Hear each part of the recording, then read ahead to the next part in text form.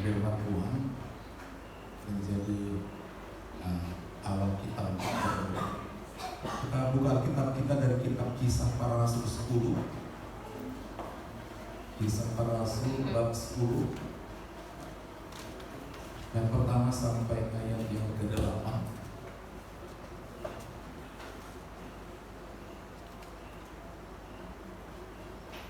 Kita baca bergantian. Kisah Para Rasul pasal 10.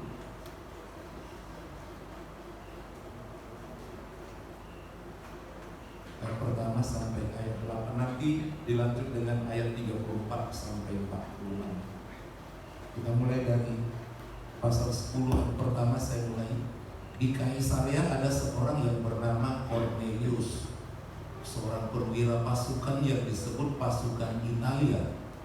Ia serta semuanya atau takkan Allah, dan ia memberi banyak sedekah kepada umat Yahudi dan senantiasa berdoa kepada Allah. Dalam suatu penglihatan, kira-kira jam 3 petang, jelas tampak kepadanya seorang malaikat Allah masuk ke rumahnya dan berkata kepadanya, Cornelius. Ia menatap malaikat itu dan dengan takut ia berkata, ada apa Tuhan? Jawab malaikat itu, semua doamu dan sedekahmu telah naik ke hadirat Allah, dan Allah mengingat engkau. Dan sekarang suruhlah beberapa orang ke Yope untuk menjemput seorang yang bernama Simon dan yang disebut Petrus. Ia menumpang di rumah seorang penyamak kulit yang bernama Simon yang tinggal di tepi laut. Setelah malaikat yang berbicara kepadanya itu meninggalkan dia, dipanggilnya 2 orang hambanya beserta seorang prajurit yang saleh dari orang-orang yang selalu bersama-sama dengan dia. Dan sesudah ia menjelaskan segala sesuatu kepada mereka, ia menyuruh mereka ke Yope. Kita lanjutkan ayat 34.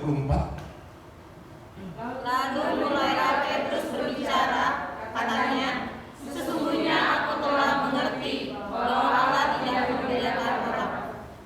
Setiap orang dari bangsa manapun yang takut akan dia dan yang mengamalkan kebenaran berkenan kepadanya. Inilah firman yang Yesus sampaikan kepada orang-orang Israel, yaitu firman yang memberitakan damai sejahtera oleh Yesus Kristus yang adalah Tuhan dari semua orang. Kamu tahu tentang segala sesuatu yang terjadi di seluruh tanah Judea, mulai dari Galilea sesudah baptisan yang diberitakan oleh Yohanes, Yaitu tentang Yesus dari Nazaret, bagaimana Allah mengurapi dia dengan Roh Kudus dan kuasa. Dia yang berjalan beriring sambil berbuat baik dan menyembuhkan semua orang yang dikuasai iblis, sebab Allah menyertai dia. dan kami adalah saksi dari segala sesuatu yang diperbuatnya di tanah Judea maupun di Yerusalem. Dan mereka telah membunuh dia dan menggantung dia pada kayu salib. Yesus itu telah dibangkitkan Allah pada hari yang ketiga, dan Allah berkenan bahwa dia menampakkan diri. Bukan kepada seluruh bangsa, tetapi kepada saksi-saksi yang sebelumnya telah ditunjuk oleh Allah, yaitu kepada kami yang telah makan dan minum bersama-sama dengan dia setelah ia bangkit dari antara orang mati. Dan dia telah menugaskan kami memberitakan kepada seluruh bangsa dan bersaksi bahwa dia yang ditentukan Allah menjadi hakim atas orang yang hidup dan orang-orang mati. Tentang dialah semua nabi bersaksi bahwa barang siapa percaya kepadanya, ia akan mendapat pengampunan dosa oleh karena namanya. Ketika Petrus sedang menekankan dirinya, turunlah Roh Kudus ke atas semua orang yang mendengarkan perkataannya. Dan semua orang percaya dari golongan bersunat yang menyertai Petrus tercengang-cengang karena melihat bahwa karunia Roh Kudus dicurahkan ke atas bangsa-bangsa lain juga. Sebab mereka mendengar orang-orang itu berkata dalam bahasa roh dan memuliakan Allah. Lalu kata Petrus, Ya, selanjutnya bolehkah orang mencegah untuk membaptis orang-orang ini dengan air, sedang mereka telah menerima Roh Kudus sama seperti kita? Lalu ia menyuruh mereka dibaptis dalam nama Yesus Kristus. Kemudian mereka meminta Petrus supaya ia tinggal beberapa hari lagi bersama-sama dengan mereka. Dan hari ini firman Tuhan mengingatkan kita pentingnya hidup yang menyenangkan hati Tuhan, yang menyenangkan hati Tuhan. Jadi baptisan Roh Kudus, kalau kita sungguh-sungguh hidup berkenan, dan kemudian Tuhan akan buka jalan bagaimana supaya orang menolong kita supaya penuh Roh Kudus. Di sini kisahnya adalah orang yang belum kenal Tuhan Yesus, tetapi dia selalu berbuat baik dan membantu orang-orang Yahudi. Dikatakan di Kaisarea, satu kota, ada seorang yang bernama Cornelius. Dia adalah seorang perwira pasukan yang disebut pasukan Italia. Jadi dia seorang pejabat, pangkatnya tinggi, kaya. Dia punya beberapa prajurit menyertai dia, dan dia orang yang saleh, bahkan seisi rumahnya orang-orang yang baik. Belum kenal Tuhan Yesus, belum tahu firman Tuhan, tapi dia yakin dengan Tuhan yang diyakini oleh orang Yahudi. Jadi dia bukan orang Yahudi. Dan dikatakan bagaimana kehidupan dia. Ayat yang kedua, walau dia kaya, berpangkat, ia saleh. Itu sifat yang pertama. Ia setia, ia serta seisi rumahnya takut akan Allah. Jadi dia bisa mengayomi, mengajari seisi rumahnya. Semuanya takut Tuhan dengan arahan dia. Selanjutnya sifatnya sangat murah hati. Ia memberi banyak sedekah kepada umat Yahudi. Begitu luar biasa ya. Kalau ada jemaat Yahudi yang sangat susah, karena dia kaya juga, dia bisa membantu beri sedekah. Kemudian sifat yang lain, dan senantiasa berdoa kepada Allah. Dia saleh, dia suka membantu orang yang susah, dan suka berdoa. Rupanya banyak doa-doanya, tidak disebutkan di sini, sehingga bagaimana dia menggerakkan Tuhan mengunjunginya. Bagaimana juga Tuhan mengunjungi seorang hamba Tuhan supaya menjumpai Cornelius. Itu kekuatan daripada orang yang baik. Kalau kita orang yang baik selalu mencari Tuhan, saudara, Tuhan pertemukan dengan berkat Tuhan. Tuhan kirimkan malaikat untuk membimbing kita. Yang kedua, Tuhan pertemukan dengan orang yang akan juga memberkati kita. Jadi doa-doanya itu misalnya bisa saja dia berkata, Tuhan, tunjukkan dia jalan keselamatan dengan berdoa, dengan hidup saleh, dengan menderma, membantu ya, orang-orang yang susah. Di banyak agama untuk memperoleh keselamatan banyak persyaratan. Dia harus kuat berdoa berapa kali sehari. Dalam hal ini agama-agama Yahudi ada jam doa jam 12, ada jam doa jam 3 sore. Seperti itu. Jadi doanya itu banyak, harapannya akan selamat. Tentu macam-macam lagi doa-doa yang lain. Tentu saja berharap dengan amal memberi sedekah, dosanya diampuni, doanya Tuhan dengar, dan dengan harapan dia memperoleh keselamatan. Jadi dia tidak pandang bulu membantu orang, bantu jemaat Yahudi. Dengan harapan Tuhan bermurah hati kepadanya, dia selalu berdoa kepada Allah. Melihat kebaikannya dan mendengar doa-doa daripada Cornelius dan keluarganya, Tuhan berbelas kasihan. Langsung datang ke rumahnya seorang malaikat, dan dia memanggil malaikat itu saking takutnya, karena dia selama ini selalu teratur berdoa. Wah, ini pasti Tuhan. Dan Tuhan menyapanya melalui seorang malaikat. Sini dikatakan dalam suatu penglihatan kira-kira jam 3 petang. Itu memang jam doa orang Yahudi. Jam 3 sore. Jelas tampak kepadanya seorang malaikat Allah masuk ke rumahnya, lalu berbicara kepadanya. Cornelius langsung dia mengarah pas jam doa dia.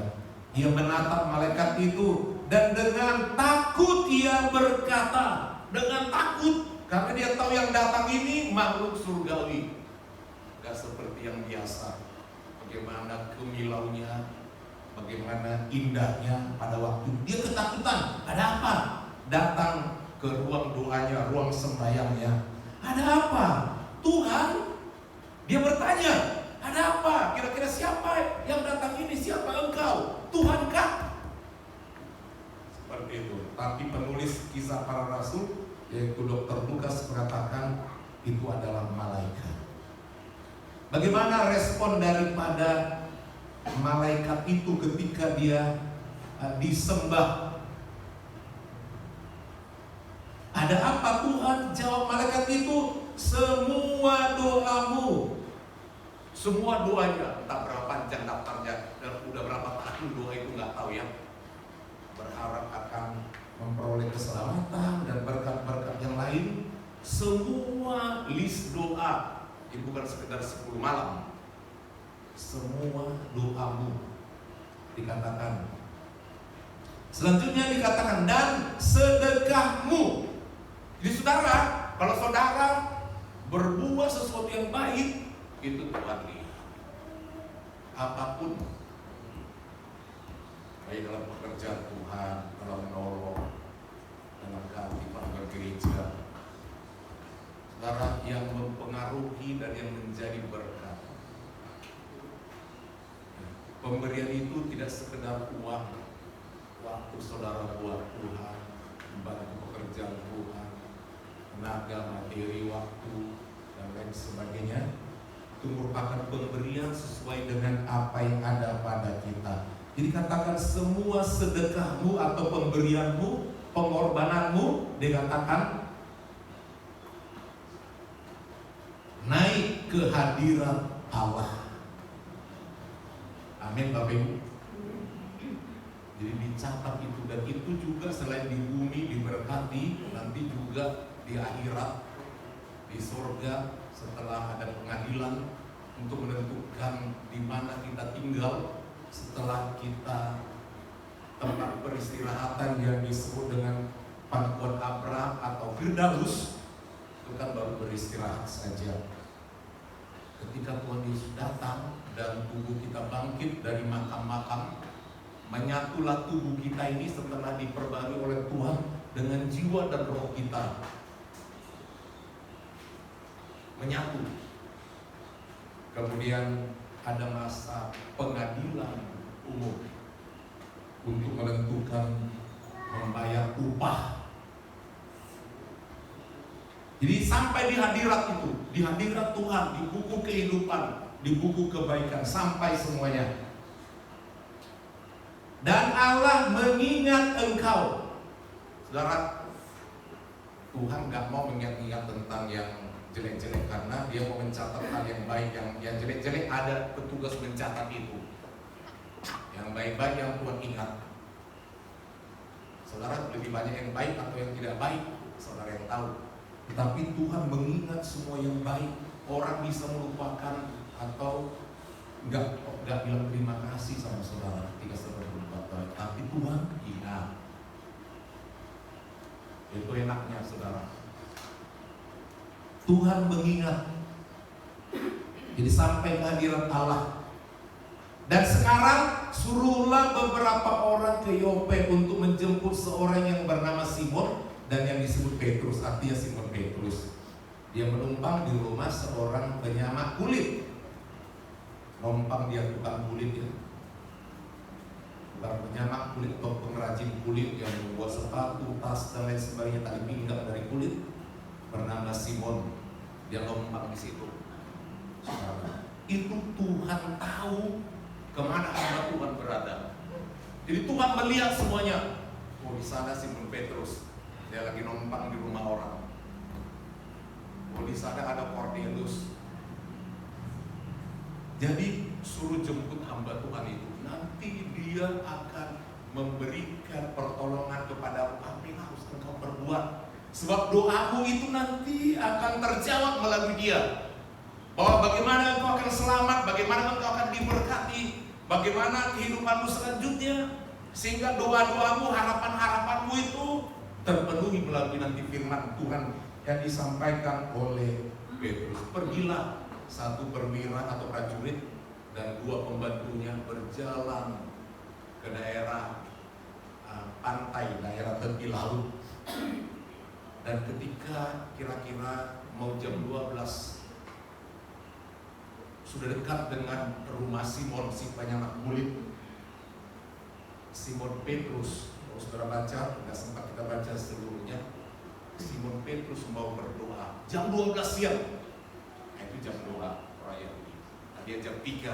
Ini jam 12 siang. Jadi hari selanjutnya naik dia ke atap, bagian atap rumah penyamak kulit, dia mau berdoa. Tapi namanya jam 12 siang. Situ dia mau mulai berdoa, dia lapar. Kemudian diminta makan. Sementara hidangan disiapkan, tiba-tiba dia diliputi kuasa ilahi. Dikatakan dalam itu, hadirat Tuhan hadir di tengah ruangan itu. Dia merasa Tuhan hadir. Kalau saudara kebaktian, saudara sungguh-sungguh, biar di kiri karena saudara main-main. Tapi kalau saudara sungguh-sungguh, saudara bisa merasakan kehadiran Tuhan. Orang lain tidak rasa, saudara bisa rasa. Orang lain tidak rasa ada apa-apa, nggak rasa Tuhan hadir, saudara bisa rasa Tuhan hadir. Jadi karena begitu kuatnya kuasa ilahi itu, kemudian dia melihat satu penglihatan, bukan mimpi. Makan nggak jadi karena terasa hadirat Tuhan. Tiba-tiba dia mendapat penglihatan. Dalam penglihatan itu dia dikatakan langit terbuka. Di siang bolong, langit terbuka. Dan tiba-tiba dari langit turun selempang kain, bentuk kain, bukan kain. Satu benda bentuknya kain. Ya, bentuknya seperti kain. Turun dan sampai ke tanah dalam penglihatan itu. Kemudian di dalam kain itu, artinya benda berbentuk kain itu, macam-macam binatang. Ada yang merayap, menjalar. Itu adalah binatang-binatang haram. Kemudian Tuhan berbicara dalam penglihatan itu. Petrus makan, sembelih makan. Langsung dia bilang sama Tuhan pada suara itu, Tuhan, belum pernah aku makan yang haram. Agama Yahudi banyak haramnya. Banyak sekali haramnya. Orang Advent, orang Muslim, haramnya hanya yang tertentu, ya paling anjing, babi. Dalam agama Yahudi, kepiting nggak boleh, ikat yang tak bersisi seperti lele nggak boleh, banyak.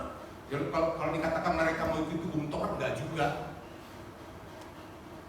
Nggak boleh makan burung elang, pelangu, kelinci, itu nggak boleh makan, semua itu haram dalam agama Yahudi. Kemudian sesuatu yang tidak tahir nggak pernah masuk ke mulutku, katanya kepada Tuhan. Tapi Tuhan bilang sama dia, makan, sembelih makan. Tidak Tuhan.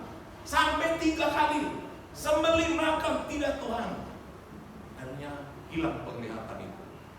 Baru terdengarlah suara Roh Kudus sama dia.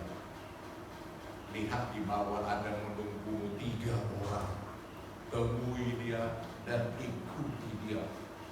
Tadi waktu Cornelius dikatakan pergi suruh ke Yope, orang menjemput Petrus. Sementara Petrus pun sedang dalam penglihatan waktu jam doa, lapar, gak jadi makan. Rupanya Tuhan tahu ini orang ini lagi lapar, biar aku coba dulu hidangkan makan yang lebih enak. Makannya terlalu banyak, haramnya ini. Pasti semua makanan itu makanan halal. Kalau ikan mesti yang bersisi. Kepiting gak boleh, ular gak boleh. Seperti itu. Jadi makanannya orang Yahudi itu sederhana, sehat-sehat semuanya. Rupanya Tuhan tawarkanlah binatang-binatang haram makan, dia nggak mau. Akhirnya dia mempunyai anggapan, kesana. Berarti penglihatan tadi tidak sekedar boleh makan itu, tetapi boleh berkomunikasi, bertemu dengan orang yang bukan Yahudi, yang agama seberang. Kemudian dijumpai orang itu, ada apa? Aku disuruh menjemput Bapak menemui perwira kami Kornelius. Ayo ke sana. Wah, udah malam, beristirahat dulu malam ini. Besok kita berangkat. Berangkatlah mereka, dan sampai di sana langsung Kornelius berlutut menyembah Petrus. Ini yang disuruh malaikat itu untuk datang menjumpaiku dan untuk memberitakan kabar apa yang mau diberitakan. Langsung dia katakan, jangan sembah aku biasa saja, hamba Tuhan biasa saja, kira-kira seperti itu. Kemudian dia berkhotbah menjelaskan siapa Yesus Kristus.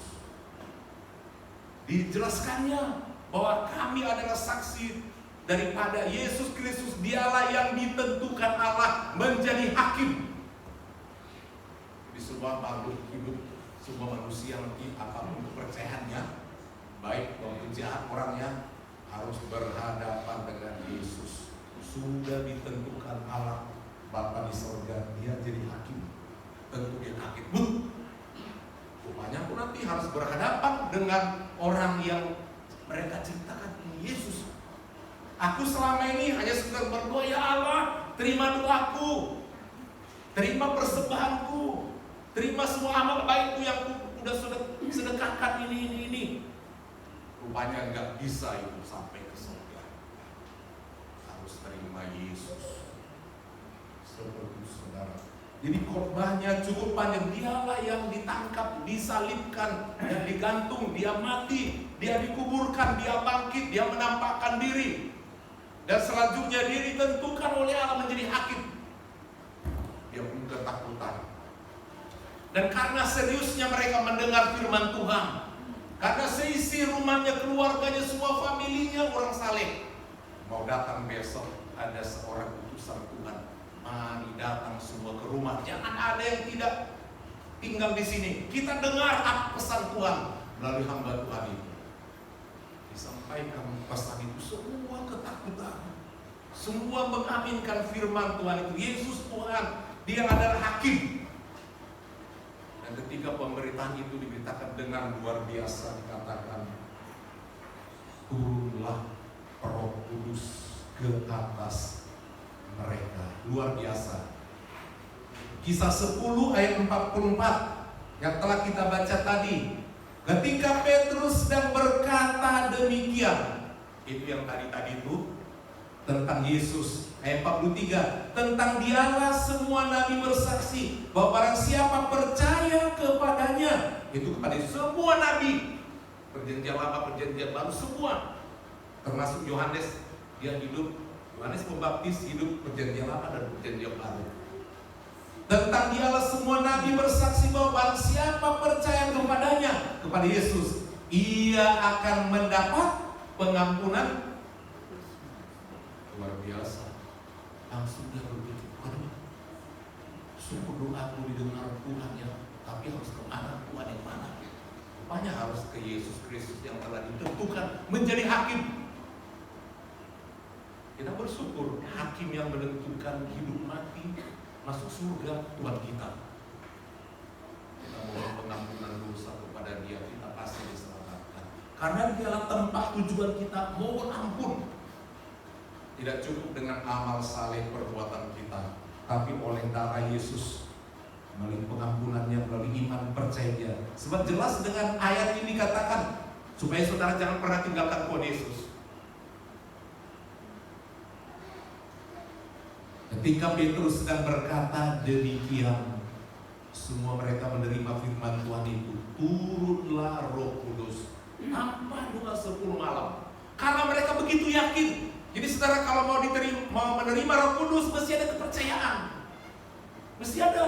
Jangan ragu, jangan takut, jangan malu, jangan gengsi. Seperti itu. Jadi saudara waktu Bapak Gembala beritakan firman Tuhan, kalau saudara begitu aminkan, yakin, saudara bayangkan betul-betul seperti itu. bisa turun Roh Kudus sama saudara-saudara penuh Roh Kudus. Jadi dimulai dengan kepercayaan. Ada jiwa-jiwa baru, belum dibaptis, belum baptisan air. Tapi mereka selama ini hidupnya begitu saleh, suka berdoa, suka menolong orang. Rupanya naik ke hadirat Tuhan semua kebaikan. Dan Tuhan kirimkan Simon Petrus berkhotbah bahwa yang penting datang kepada Yesus, sebab di dalam Yesus ada pengampunan dosa. Dan mereka menerima, oh Tuhan, dosaku begitu banyak selama ini, semua perbuatanku itu rupanya tidak mampu untuk menyelamatkan aku, tapi syukur Dia tunjukkan jalan untuk datang kepada Yesus. Dan karena mereka penuh dengan sukacita yang meluap-luap, itu mengundang Roh Kudus turun, sehingga mereka semua penuh dengan Roh Kudus ke atas semua orang yang mendengarkan pemberitaan itu. Jadi saudara dengar firman Tuhan harus sungguh-sungguh, jangan ada yang terlewatkan. Nah, kalau saudara sungguh-sungguh murni hati saudara, saudara bisa diurapi Tuhan, dipenuhi dengan hadirat Allah, saudara bisa dipenuhi dengan Roh Kudus. Ayat 46 untuk membuktikan apakah mereka penuh Roh Kudus. Sebab mereka mendengar orang-orang itu, maksudnya semua yang tadi yang penuh Roh Kudus yang turun itu, berkata-kata dalam bahasa roh dan memuliakan Allah. Hanya sambil bernyanyi berbahasa roh, spontan nyanyi dengan ilham Roh Kudus. Begitu indah kali hadirat Tuhan. Jadi saudara, tidak sulit mau penuh Roh Kudus. Percaya pada firman yang diberitakan, betul-betul sungguh hidup dalam Tuhan. Kenapa mesti heboh orang-orang gereja Pentakosta yang menekankan Roh Kudus hari ke-50, yang harus punya kuasa itu? Kenapa harus berdoa 10 malam? Karena itu yang dijanjikan. Itu yang dijanjikan sebagai penolong. Orang kaya pun dapat. Dan setelah semua tenang dari penuh Roh Kudus, diterima Tuhan semua, mereka sudah diselamatkan. Bukan lagi oleh semua yang lain-lain itu, walaupun itu diperhitungkan pahalanya, tapi keselamatan hanya oleh percaya kepada Yesus. Dan pengampunan dosa, tidak orang yang tidak berdosa, itu ada di dalam Yesus. Kemudian Petrus, semua yang ada di sana berkata, bolehkah orang mencegah untuk membaptis orang ini dengan air? Jadi duluan penuh Roh Kudus. Anak-anak saudara yang belum dibaptis, jangan menjadi tidak mau datang 10 malam. Karena begitu pentingnya sampai lompat baptisan air. Begitu pentingnya penuh Roh Kudus itu. Begitu pentingnya. Jadi siapapun seisi rumahnya dikatakan, bisa jadi seisi rumahnya ada anak-anak, ada remaja. Karena semua dipenuhi Roh Kudus. Anak kecil dipenuhi Roh Kudus. Pengurapan itu. Karena semua mereka orang-orang yang baik, yang takut Tuhan. Barulah dilakukan penuh Roh Kudus pada orang yang baru ini percaya Tuhan Yesus, tentu belum dibaptis air. Akhirnya semua dibaptis air. Bolehkah orang mencegah untuk membaptis orang-orang ini dengan air, sedangkan mereka telah menerima Roh Kudus sama seperti kita? Lalu ia menyuruh mereka dibaptis. Jadi bukan Simon Petrus yang membaptis, panggil yang lain karena banyak sekali. Lalu ia menyuruh mereka dibaptis dalam nama Yesus Kristus, yang dia percaya sekarang, yang mengampuni dosanya. Jadi saudara, di hari yang ke-7 ini, saudara bersyukur datang bahwa cuaca tidak mengganggu, tapi iman saudara tidak terganggu. Rasakan hadirat penuh, amin. Penuh. Baptisan sekali tapi penuh selalu isi, seperti galon isi ulang. Kita pakai kehidupan kita, pengurapan berkurang karena aktivitas isi ulang, seperti baterai lagi lowbat, lowbat baterai itu, dicas full bed, Amin. Itu sebabnya setiap tahun diadakan sekarang kita ingin di-recharge lagi, diisi ulang, rasakan lagi kebaikan Tuhan. Mari kita ambil kesempatan ini. Memberkati saudara boleh hadir walau cuaca hujan. Tadi Bapak Tuhan pikir bahwa ada yang datang. Saudara sungguh baik saudara ya. Tuhan menghargai semua usaha saudara untuk datang di kaki Tuhan.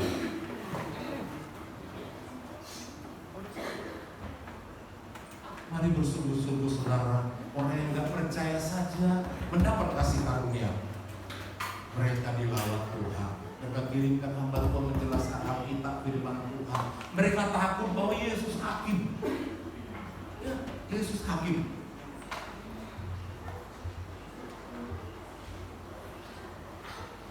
Kita minta Roh Kudus, Rohnya yang dikirim oleh Tuhan Yesus, Roh yang menghidupkan kita nantinya untuk memenuhi kita semua. Roh-Mu yang hidup penuh hidup.